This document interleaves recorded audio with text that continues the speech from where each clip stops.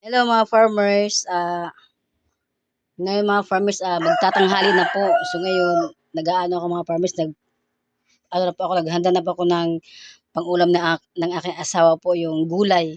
Yan, opo po ito eh, opo na may konting sahog naman na karning baboy. Yan, so ito, piniprepare ko na. Pero mga farmers, meron ako ipapakita sa inyo kasi kanina po narinig ko yung mga inahin namin na manok, parang nangingitlog na sila mga farmers. Kaya ngayon, pupuntahan ko sila kasi kanina lang yung tumitilaok eh. Kaya tara, samahan niyo ako mga farmers.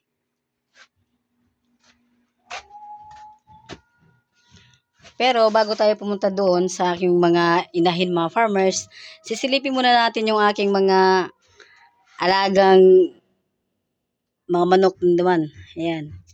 Ito naman po si Bitay. Buksan natin yung flying pins niya mga farmers kasi hindi naman po ito masyado nang-aaway sa akin eh. Hello Bitay! Good morning! Bitay! Oh, yan. Nilagyan ko ng ilaw. Hello.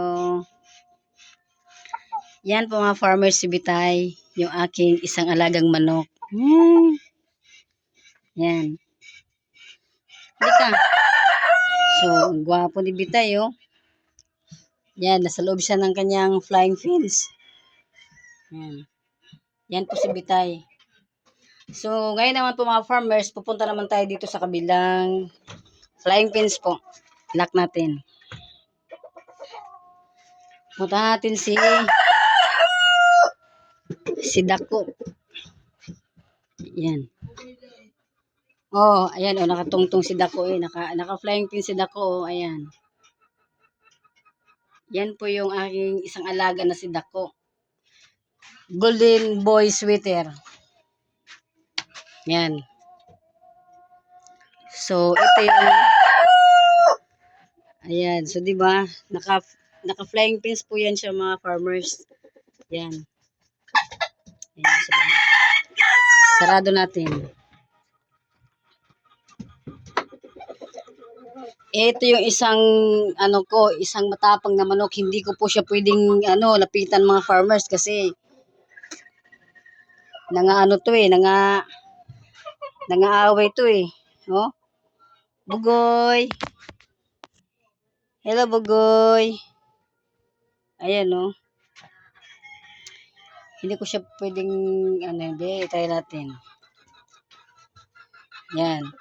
Yan si Bugoy mga farmers, naka-flying pins po ito kasi nung nakaraan po, nung nakaraan video ko po sa tungkol po dito sa aking mga alagang manok, dalawa lang po yung nagawa kong flying pins mga farmers. Kaya napag-isip-isipan ko na kailangan kong gumawa ng isa kasi kailangan naka-flying pins din yung isang manok ko para syempre para naman matibay yung pakpak nila pagdating po sa exam. Yan. Ayan si Bugoy. O, di ba? Kakapatid to sila ni Bitay eh. Kaya halos magkakakulay, magkakamukha. Ayan. Pero walang to eh. Ayan no. Ayan si Bugoy yan eh. Naka-flying pins po yan. Ayan mga farmers. Yan. Diyan siya tutungtong. Yan. Nakatungtong to lahat mga farmers. Para naman maging matibay lahat yung mga nila. Pakpak tsaka yung mga paa. Tsaka yung mga liparan. Kayang-kaya nila tapatan yun. Ayan.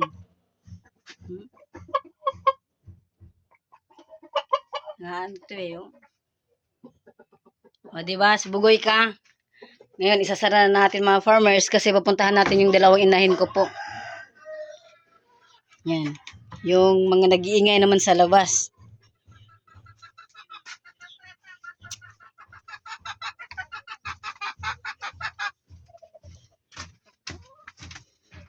Yan. Ito yung isang ko po. Isa yung inahin mga farmers na nangingitlog na rin siya.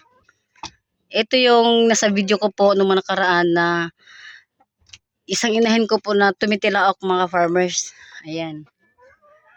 Ito yung si Tilaok. Tilaok to eh, oh. Yan. Yung itlog niya po, kuhanin natin kasi bukas po mga farmers ay mag-i-start na po akong maglalagay po nito sa kanilang mga ano po. Doon sa may lagay ng mga farmers kasi bukas isasalang ko na po to sa incubator po. Yan. Ayan po yung itlog niya. Kuhanin natin. Yan. Aray ko.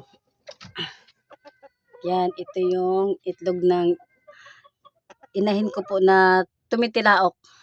Yan.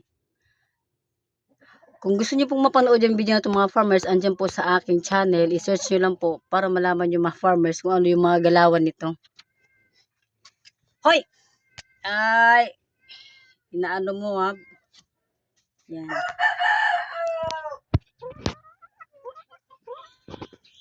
Yan po yun. Tapos, dito naman tayo sa kabila mga farmers kasi nag-iingay dito kanina eh. Sisilipin natin po si Tornado Hatch. Ayan.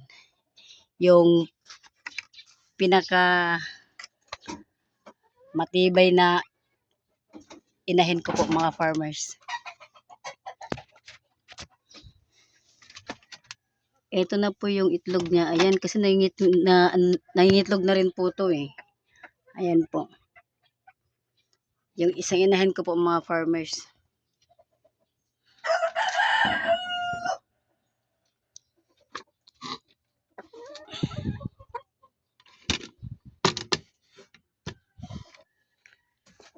So, yan yung kulungan po ng aking mga inahin mga farmers na nangingitlog na po.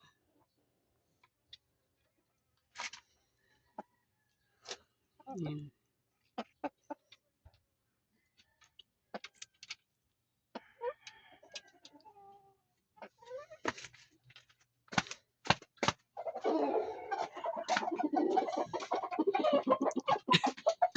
So, ito na yung ano nila.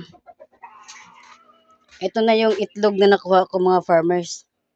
Ilalagay natin dun sa lagayan kasi bukas, opo. Kasi bukas po, isasalang ko na to sila sa aking incubator po. Ayan. Oo. Maya-maya lamang. Maya-maya lang po maya-maya po mga farmers ay isasalang ano ko to sa may ano po doon po sa may chiller mga farmers, doon ko siya ilalagay para po ma-preserve. Kasi bukas pa naman po sila isasalang eh. Ayan yung dalawa. Yan. So, ito yung kanilang mga itlog mga farmers. Ayan. Ipapakita ko rin po sa inyo kung paano ko po sila ilalagay po sa incubator para naman po meron kayong idea mga farmers kahit nasa bahay lang po kayo makakagawa po kayo ng ganitong pagka-prepare po para po sa ating mga sisiw para po makakarami tayo ng ng itlog po. Yan. So, ako kasi mga farmers, tips ko po dito para sa mga yung para po sa mga hindi po nakakaalam. Ako kasi ginagawa ko na to sa aking mga alagang itik dati. Marami din po ako mga farmers ng ganun. Kung nakikita po dyan sa aking mga vlog, ayan po lahat. Paano gumawa ng incubator, paano ko sila isasalang. Lahat-lahat po makikita nyo dyan.